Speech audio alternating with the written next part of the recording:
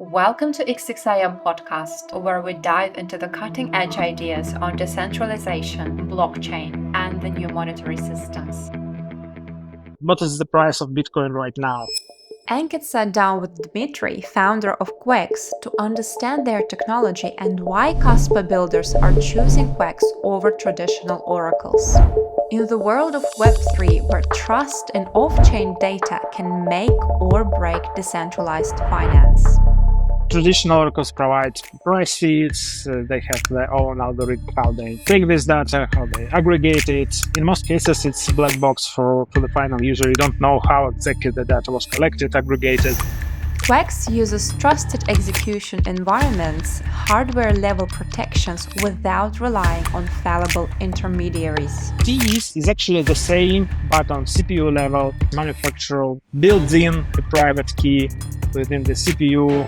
We miss few ticks, we might miss liquidations and lose a lot of money. Yeah? Finding the truth is a very complicated task. Today, I'm here with Dmitry from Quex. Good to meet you, Dmitry.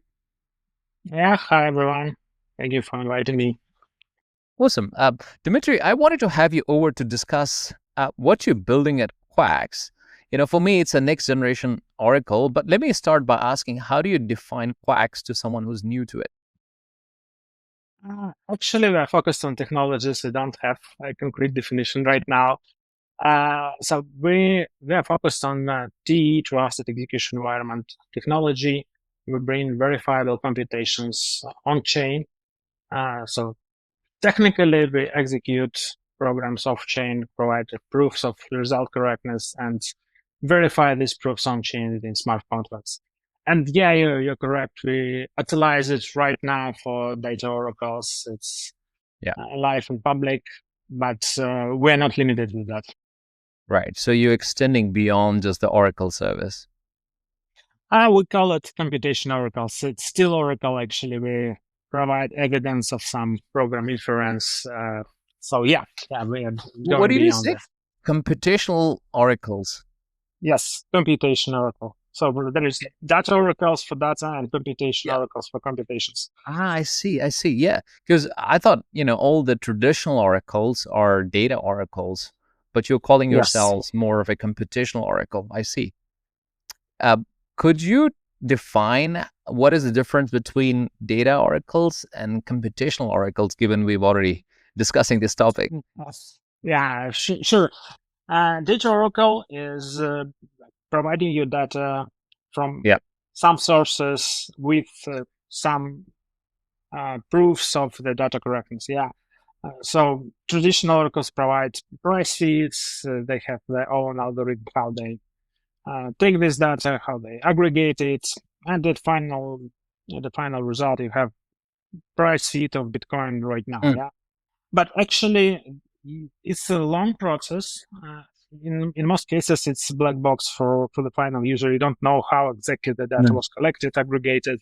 So you just get the number, but you don't know how it was collected, from what sources it was collected, how it was aggregated, how it was removed from the noise. And we make all of this process transparent, so you know not just the final result, but the whole process, how this final result was calculated.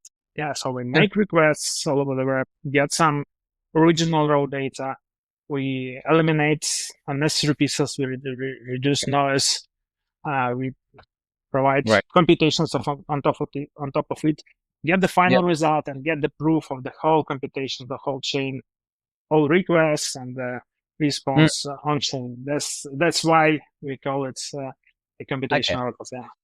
But you're still providing the data feeds, right? Essentially, you're doing the same input and output in a way, right? But you're just calling yourself computational oracles. So more of a narrative than the actual use case.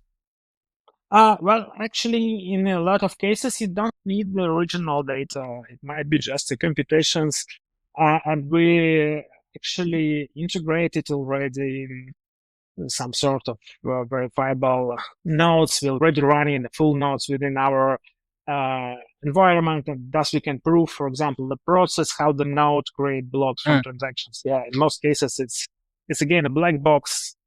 You have validator. There are some transactions, and at the final end you have some block, but in between some magic happens. There might be MEV, reordering, censoring, all of this stuff, and that we can prove that here is the validator node, it's running in our environment, and it executes the original protocol, how to create blocks. It might be first in, first out transactions, or like prioritized by fees.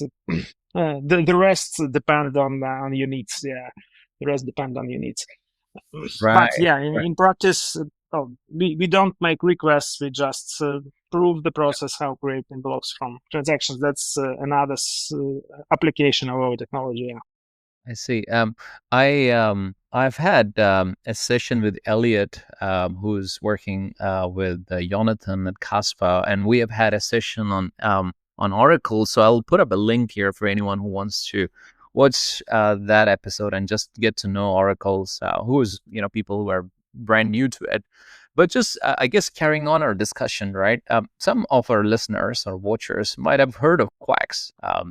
As you've sort of, been making waves in Kaspa ecosystem, you're partner with Igra Labs, you're partner with Kaspa.com. I believe those two are the ones that come to my mind. So why do you think the builders within the Kaspa ecosystem are choosing Quex over, traditional ones like Chainlink? Yeah, sure. Actually, our main benefit for chains like Igra Labs or Casplex is that we bring the whole piece of oracles. That oracles is also what we bring for sure. You can bring price feeds for lending borrowing protocols. You can get sport event results for prediction markets and so on. So we cover all of this missing piece. That's our main benefit. We are not limiting with predefined few price feeds.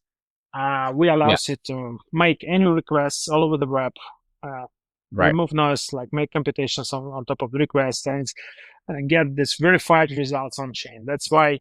So we offer the most flexibility you might want on chain. That's for new chains. Is I believe a very good offer. So you might not you're asking why to choose Quex instead of Chainlink, but likely for Igra Labs, it's just because there is no Chainlinks yet. I see. Chainlinks is going to big chains only. Yeah, you don't think it's to do with the more of alignment on the decentralization bit and more of alignment on more of the ethos, how Kaspa is more decentralized and wants to rely and work with partners that are perhaps more open and transparent? Maybe. I'd like to tell regarding decentralization, for DE is actually a bit. It might be considered as partially centralized because you have to. It's hardware-based approach. You have to trust the vendors actually, but it's very practical approach. So maybe some decentralization maximalists will tell you that it's not a canonical and good approach. You have to trust Intel that they manufacture their chips correctly, and that's true. Actually, that's true. But besides of that, we are relying only on the technology side, on very standard cryptography, elliptic curve signatures, and so on. So nothing special, nothing magic, and no trust to us as a company, no trust to hosters. The hoster that run this protocol. So besides of the manufacturer phase of the chips, there is no additional trust required. I see. Yeah, you're right. Actually, I didn't think about it. Perhaps I think a rephrasing of the question would be if it was within the current Oracle infrastructure. Let's talk about Chainlink, right? Yes, it does have nodes, decentralized nodes, but you don't know what they're going through, right? You know nothing about those nodes. So for me, at least, I know about T's. I know this hardware infrastructure that works, and I know they are tamper proof, right? Yeah, for sure. I had to actually mention here we had a pretty long discussion with Elliot about this Oracle stuff previously regarding T-based approach. And the correct mention here is that not every like TE-based approach is good enough. Yeah, so you have to use this kind of technology correctly. And what is important here is like attestation verification stuff. So we're running the program within the encrypted enclave, so it's fully encrypted. Until we are a vendor, we cannot get access to the program. But also we have an attestation telling, providing a sound proof that the exact program is running within the encrypted enclave. A lot of projects miss this part, and actually you cannot verify. So you have to trust them that they're running their like nodes within T's, and it doesn't make sense in terms of the sound proofs. Yeah.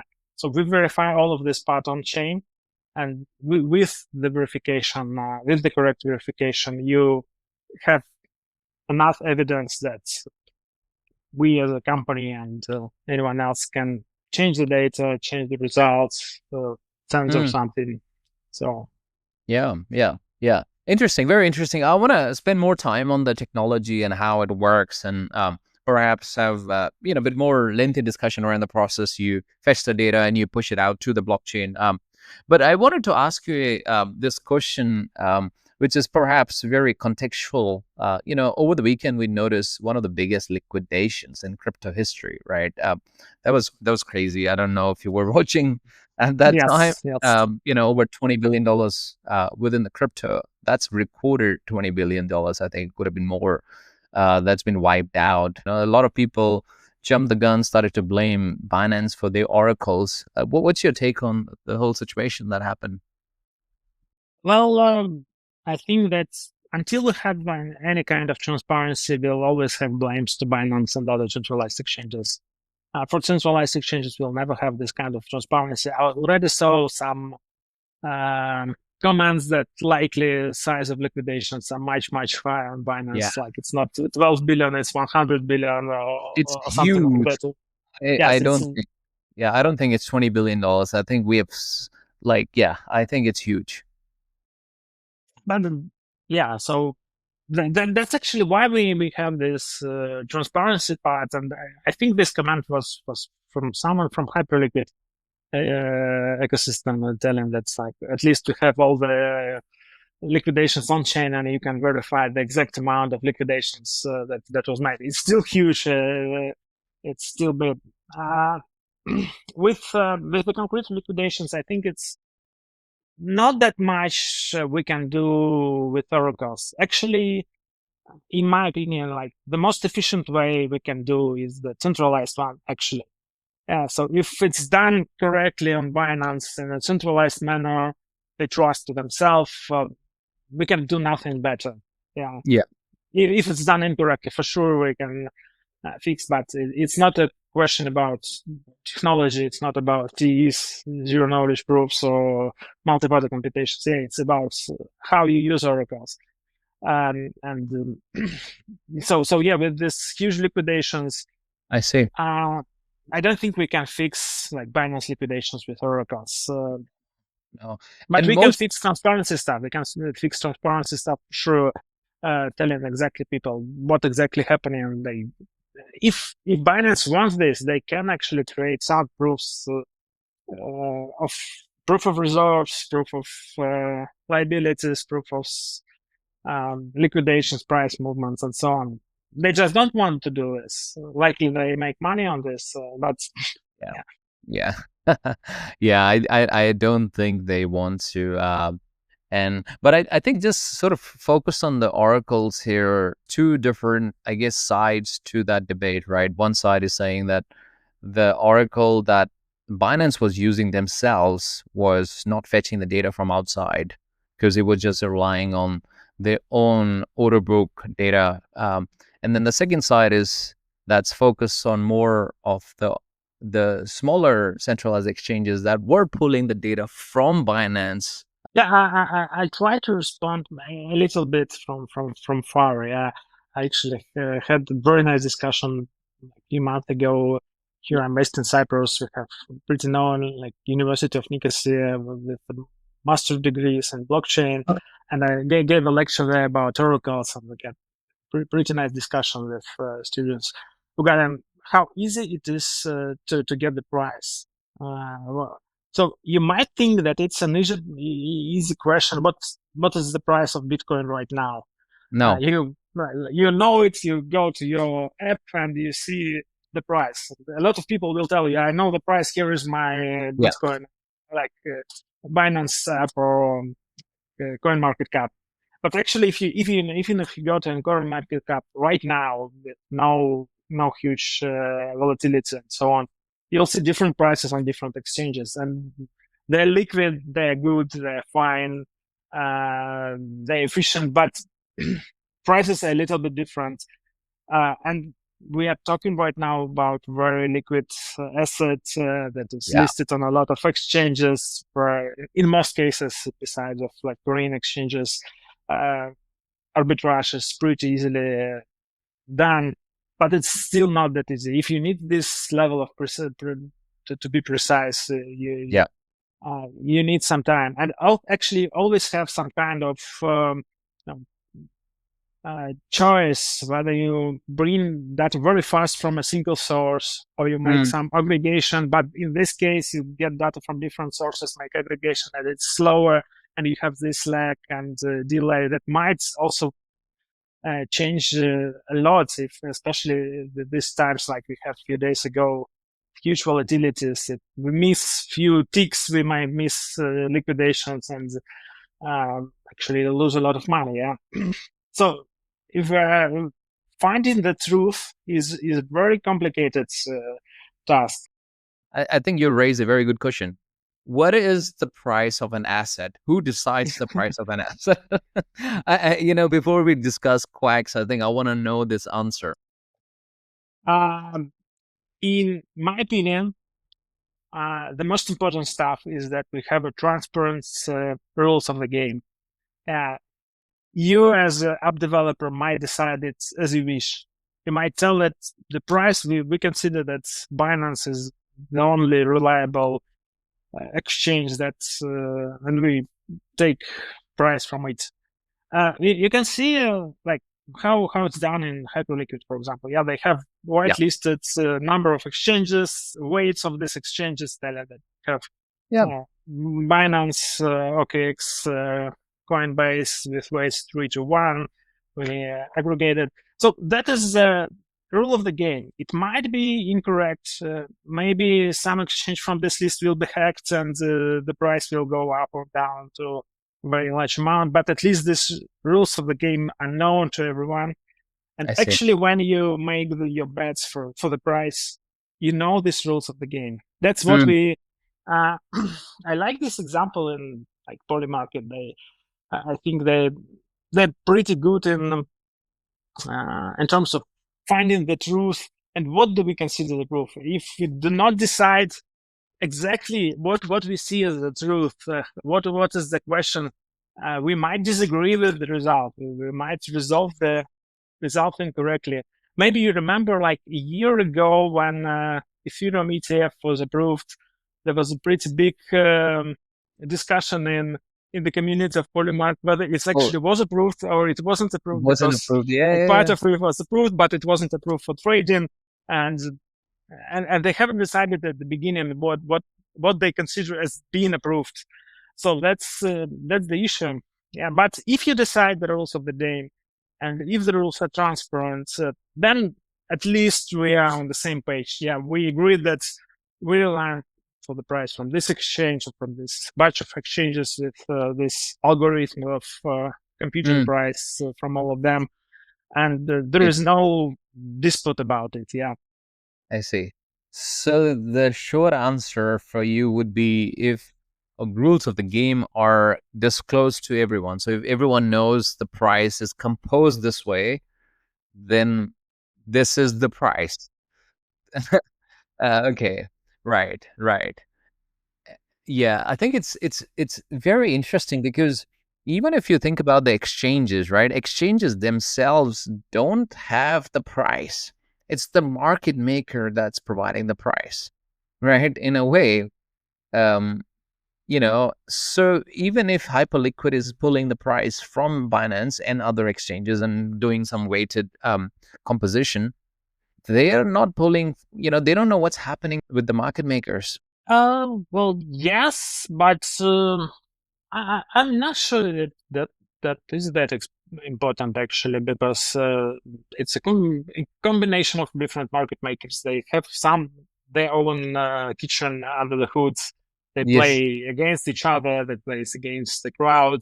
But the exchange price is the final result. So we have last price of the trade. It's also different. What do we consider? You're correct. It's not that easy. What do we think is the Binance price? Whether it's the last exactly. trade price or it's average price for the last 5 Average. minutes. But Yeah, if it's average price for 5 minutes, it have a delay, and it might also right. And for different situations, it's actually important, like yeah. either speed or more accurate price to avoid the spikes. That The spikes, the wicks that may happen, right? And obviously those wicks are the ones that leads to this liquidation, not the volume yes, weighted yes, averages, right? um, yes, yes, definitely. uh, and also a market maker could be providing liquidity across many different exchanges, but they'll be quoting different buy and sell based on the liquidity they have available for those exchanges. So even though it might be the same market maker, but they might have different codes across different venues, essentially. Uh, so it becomes very interesting, anyways, like intellectually, to have this discussion of what is the true source and what is the true price. Yeah, I absolutely agree. And I just want to mention here that we are actually talking about very simple stuff like a price. Mm, It looks like it's an easy stuff, but it's not that. But we no. have a lot of things in the world that are happening right now that are not Yeah. that easy to verify. And if you are going to all of these prediction markets, it's absolutely crazy stuff how we define the proof, the truth. What is happening in some part of the world? We have a lot of fakes right now, also. Yeah, fake news right now. So and defining the truth is very complicated stuff. I repeat it. Let's keep going. I think it was a very good segue. But I think a philosophical one, perhaps, for you guys, for oracles to think about the source of the truth.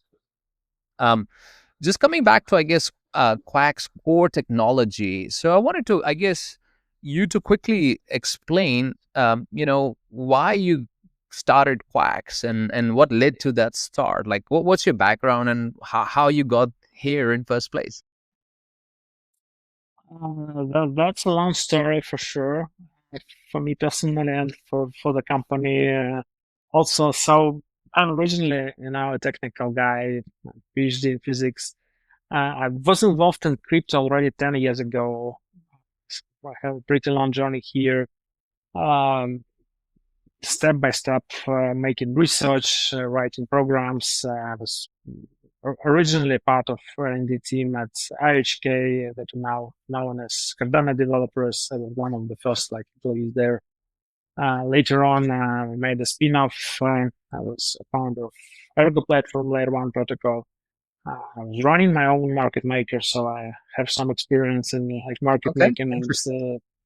pretty high frequency trading also. And with Quex, we decided that there are still unsolved technical issues and verifiable computations that are not are not solved yet, that we do not expect will be solved with different pieces of technologies.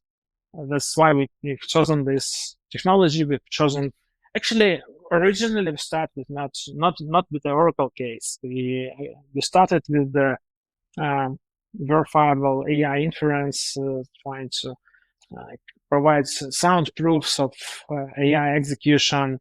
Uh, with that, it happened almost 2 years ago. Um, but we've created pretty simple prototype at the beginning. The previous generation of chips that is just making requests to ChatGPT. It wasn't actually inference, but it was Hmm. a simple program that is making requests, getting response. And that's how actually Oracle stuff raised I step by see. step in our company.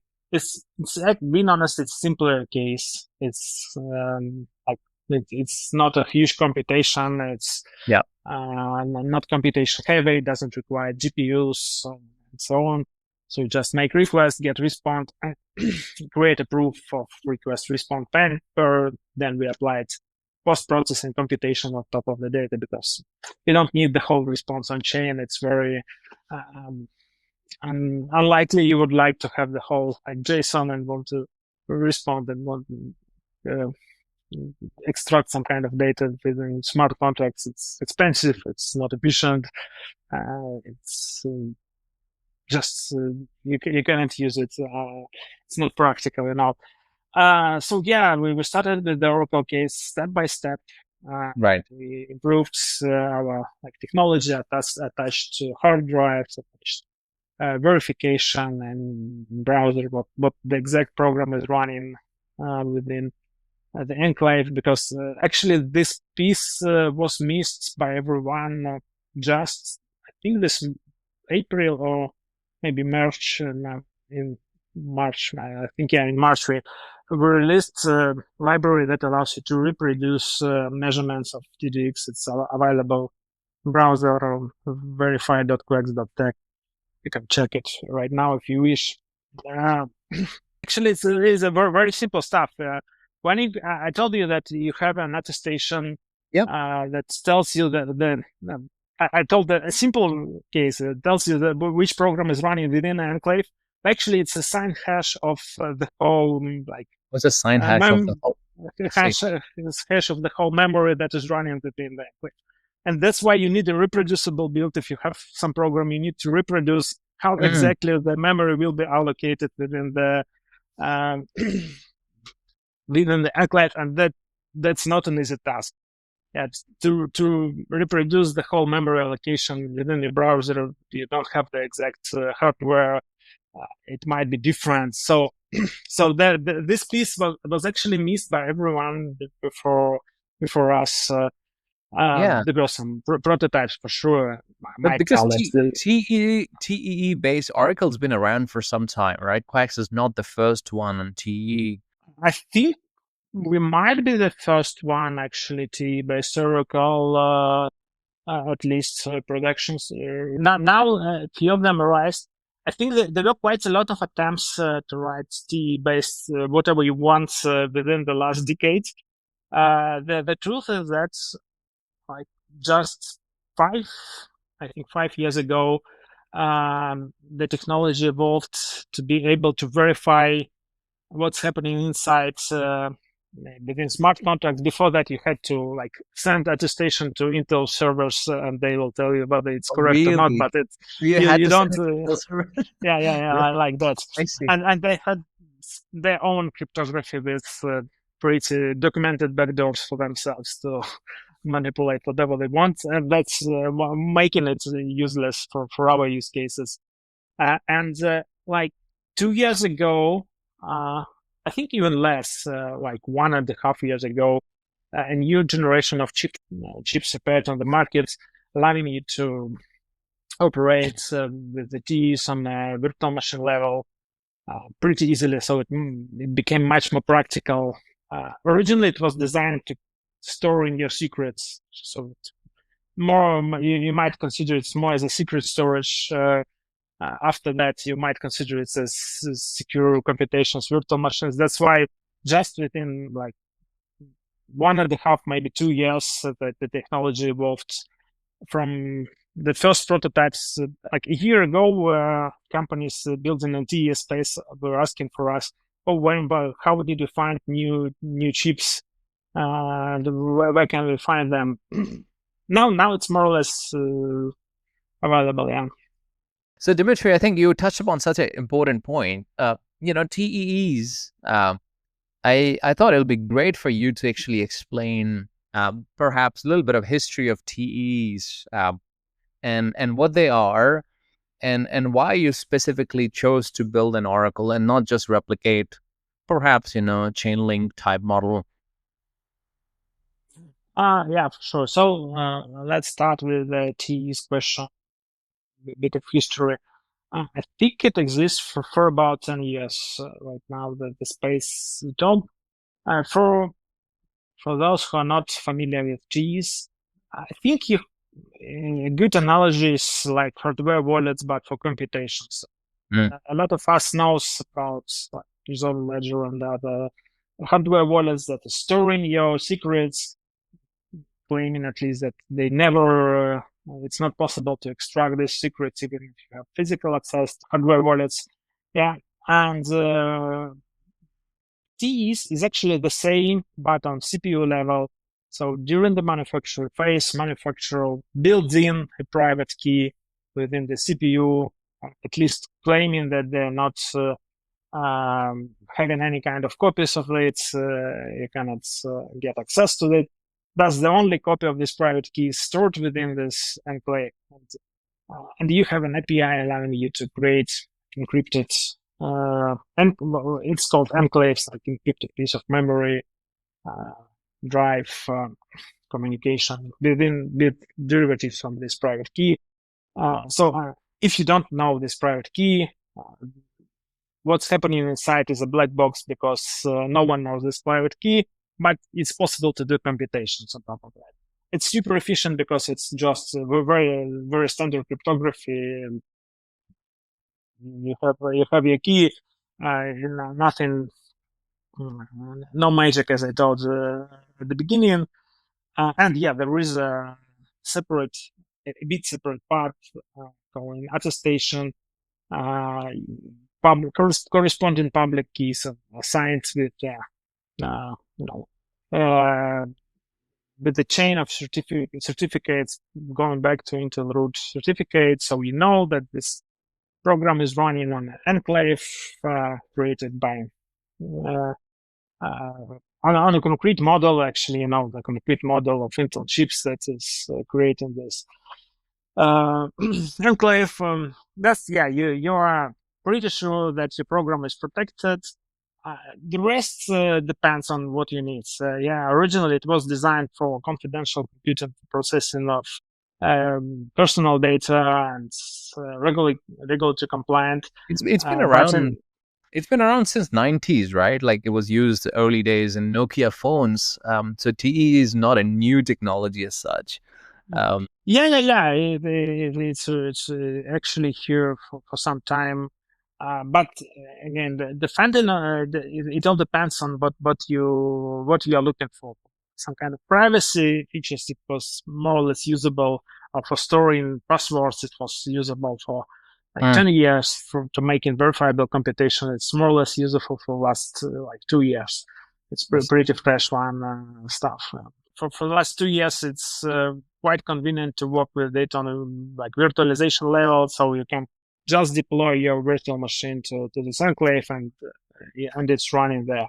Before that, you had to write your special program with opcodes, CPU level opcodes. If you make any mistake, you are going out of enclave. You might, if you call incorrect opcode, you're going to unprotected piece of your server, computer. If you get randomness, you might get it from secure enclave, and it's okay. But if it's by some reason, if you touch randomness from dev random, then you are insecure at all. So it was very hard to do it. You had to rewrite the whole program. Likely a lot of it to validate that you are not going outside of the enclave anywhere. That was a mess. For the last 2 years, it's pretty good. You have virtualization level. You can put it, put the whole program, execution environment, operation system within the enclave. It's running there. You can check what's happening.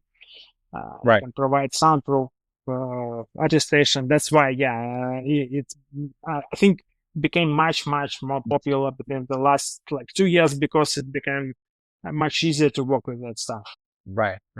And also, actually, when did TEs came to blockchain? Do you remember the history? Because I was going through the research for our session, and I came across this protocol called Town Crier.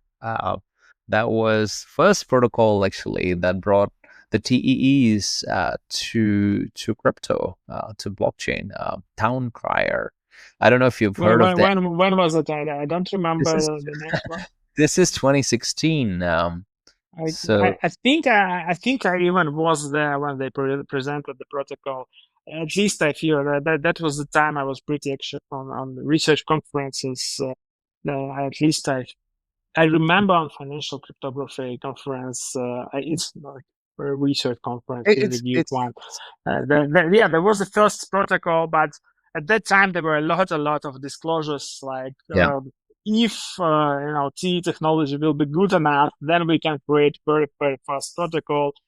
Again, at that part, that might be coming back to decentralization stuff. Exactly. Exactly. At that time, like Bitcoin community was more a Bitcoin community than Web3 or crypto. And it was very, conservative, telling that, if we have to trust Intel, we don't want this piece of technology. Blockchain, the typical argument about that, you actually have to trust Intel anyway, even right now. For Bitcoin, you have to trust manufacturer, because if they have backdoors, they can break any kind of decentralized system if it's running on their chips. It's another thing, but it's again some kind of philosophical question: what kind of decentralization, what kind of security we're willing to have right now. So, in my opinion, it's very practical. The main feature why we decided to go and to use technology, that it's very practical.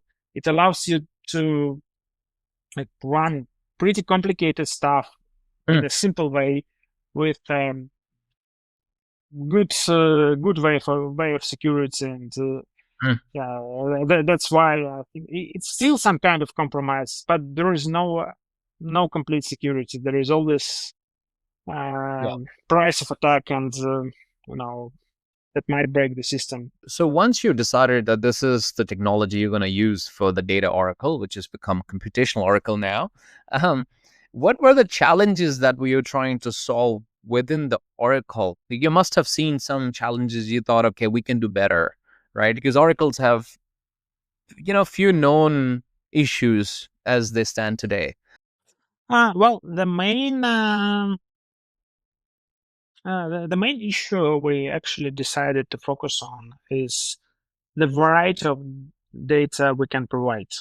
So if you're talking about price feeds, there are already quite a lot of solutions. I had to tell that they're pretty good, all of them.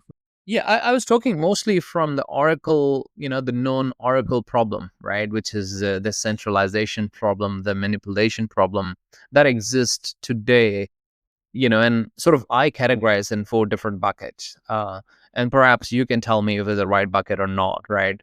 And perhaps if it fits within your paradigm of when you started with Quex, right? So for first one is the centralization at the market maker level, which we sort of mentioned. This is my structure. I don't think it's a known structure, but it's just mine. The second one is centralization at the exchange level, which we briefly touched upon. Then we have centralization at oracle level, right? When you have limited number of nodes, causes obviously centralization there. We've talked about it. Chainlink have 90-ish, but only 18 will provide the data price feeds of that 90. And then the fourth one for me is data manipulation at the oracle level, right? So market maker, exchange, oracle, centralization, and then data manipulation at oracle level. And I'm sure there are other ones, but this is how I categorize them. Okay, pretty good idea. I think from these 4 points, we focused on number 3 and 4. So for centralization and manipulation, actually the most important, I don't know what exactly the most important. So our idea was that first of all, we have to provide data and maybe some kind of processing of top of this data, as we know now, with with very sound proofs that we had no way to manipulate the data, to change the results, to do it. Yeah, we technically are not capable to change the results of making requests. Let's talk about simple like HTTP requests. Yeah, if we're making requests, we can provide a very sound proof that right now this data source returns this response. Yeah, and that's the first stuff. Regarding decentralization, that's the second issue we discussed a lot. So our idea is that actually with Ts, if the security, the consumption of Ts, you only need a single request response because we technically are not capable to manipulate it. So, but it will be centralized. It will be the only party that is running it. Yeah. Because we can actually, we cannot manipulate the data by ourselves, but when we can switch off the Oracle, do not provide the data. So the second part was that anyone should be able to join the network of like Oracle network and start bringing the data if they're running nodes on concrete hardware, provide attestation that they're doing this, and it pass all the checks within our contracts. That's the second part. But I had to tell actually about first and the second point you told. We were not, and we're still actually not that focused on price feeds. That's why I'm not very convenient with the price feeds. We started with the RWA's fields, tokenized assets. It's more about private oracles. It's more about bringing, proof of resource from some credentials protected data source. But maybe you're not capable to disclose the whole information there. Maybe there is just a single person who have API keys from this data source, wants to show that I actually own API keys, own this building we are tokenizing, and so on. Yeah, so that's what I started. We focused on like variety of data we can provide. We can bring in the results from credentials protected sources. We can bring the results from like non-deterministic data sources that might be also important. One, how to find the consensus. If it's fine for us, and yeah, we see main application of Quex actually in fields like RWA or prediction markets that require very wide range of data sources, and application developer or like market developer in most cases knows by himself much better where is the exact price source we have to trust. Because if, like, again, I'm based in Cyprus, likely no one from the audience know from the scratch where to find the correct ownership of buildings in Cyprus or companies in Cyprus. But if there is a company that is doing tokenization of real estate in Cyprus, they know the exact data source. They know the government data source. They can bring the result from it. Likely they have access to it with API and maybe API keys, and they're capable to do this with our help, like making requests, providing responses. I think that was a great answer. So you really focus on the 3 and 4 as per my categorization. So for now, that the age-old question, what is the true price? You're not focused on that. You just focus on making sure there's no centralization at the Oracle level, and the data can flow in from all sources, essentially. So on that note, how many, I guess, how much data is flowing through Quex now, and how many sources that you have, if you can share with us? Actually, not that much, and it all depends on the chains. Unfortunately, not a huge one, but we have quite a lot of integrations in testnet stage.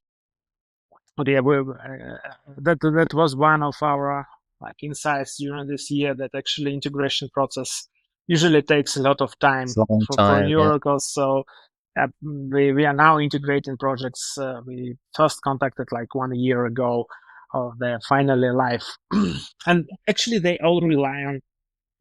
So right now we have very different use cases. We don't have a single one that is beating everyone. So Mm. simple case like prototyping is getting prices from already aggregated sources like CoinGeek or CoinMarketCap. Yep. So that's the simple stuff. In a lot of cases, good enough for stats. More interesting cases I like a lot is like bringing aggregated portfolio from DBank. We have one Oh yeah. project that is finally live already with us. Oh, And beautiful. actually, they started with the idea of the task is very simple for them. They have pools that's managing monies, and they need to estimate how much money right now is on this address. The address is which is a smart contract. It allows manager to do some operations, but they're not allowed to steal the money. And they started with it like Chainlink. They're running on Arbitrum and started by multiplying tokens to the prices. Realize that Chainlink not supporting some tokens they need. Then realize that like LP positions in different protocols are not the tokens and they don't have That's a clever. I price. see. So if you deploy to like Uniswap Yeah. pools, you at least have these NFTs, but they're NFTs and it's not that easy to estimate the price. Again, you have to Yeah. make treats, but for some protocols you deploy and you don't get any tokens in response. You just deploy to this pool and this protocol get extracted. So they deploy to DeFi protocols. So Yeah. before us, they like integrating protocols one by one, very slow process. Then they decided to change the way how they estimate it, and Mm. now they're actually doing a single request to DeFi that's Oh, have this API key, like API endpoint that's providing the straight to. total amount that is right now stored on this address. Yeah, there is still a risk of some kind of centralization from DBAN, as we see, but it's simplified them a lot the process how they calculate the stuff. So again, there's some kind of compromise. Unfortunately, there are not that much data sources like DBank, I think. Now, there are two things, perhaps two last things I want to ask you. First one is, I guess I wanted you to explain the entire process simply to the audience. How does the process from the data feed? What are the steps from the data all the way to the blockchain, smart contracts? Yeah, we have two models. We have push model and pull model. They're mostly based on pull model when a user or client requests some kind of data, and the next block it gets a response with this data. Actually, push model is very similar. We just don't make requests on chain. We make requests with every like 10 seconds, 1 minute, 1 day, whatever we want. It's good to have like Chainlink style interfaces, and if you are just forking protocols that rely on Chainlink, for example, it's very, very reliable stuff. You don't have to change any code base. But under the hood, it's actually all pool based. Yeah. So with the pool based oracles, first of all, you have to decide. The good entry point, if you are willing to integrate it, is to go to our website, to documentation, and we have a getting started guide here that describes the whole process. Or we have an example on GitHub that is taking data, creating all of it. It should be pretty simple. We try to make it as simple as possible. So please do it. And if you have any problems with that, just ping me or anyone from the team. I'll respond for you for sure. But the whole process is you create we call it a data flow. Yeah, you create data flow, meaning original source where you get data, like URL, parameters of the requests. It might have some protected data, so private data that is not revealed on chain, but it's revealed with encrypted form on chain. and only can be decrypted within the TE. That's one more feature we use from TE, as it's private. We can actually encrypt the request itself, at least piece of request itself. So if you are making requests with API keys, you cannot put it on chain to your request, but you could put it in encrypted form. And again, with the whole attestation stuff, you can be sure that no one can actually see it. It's only decrypted within the TE. We don't know your keys and have no chance to steal them. So you make a request, you create a flow, you use this flow in your contract. Flow is like a hash of the whole of this stuff, actually. So it fixes, it glues the whole stuff, the whole request you're making. Then our Quex nodes doing their job, extracting requests from all the networks, providing a response, providing response with the proofs, with the signatures. Actually, at the final end, it's the signature. It's two-step process. When a new node is joined the Quex network, it provides an attestation to ensure that it's running within the enclave. And this attestation have a public key in itself. It allows to bring. Fortunately, there is this user data field and attestation 64 bytes that they're capable to use. So we put a public key, and later on, any responses from this node are just signed the standard native signature with corresponding private key. The private key never leaves the enclave. That's how we ensure the integrity. So all the responses are very fast, very cheap. It's just a signature. You don't need to verify the whole attestation. So when I made the request, next block you'll get a response, and we call in your flow. You also shows a callback, a contract, and a function we have to call with the response. So it's a two-step process. You make request, and when we have a response, we make a response and call your contract with the callback function. You provide it, and you continue execution of your contract. That's how we do it. After that you do whatever you want, but already you already have the certified data you can use.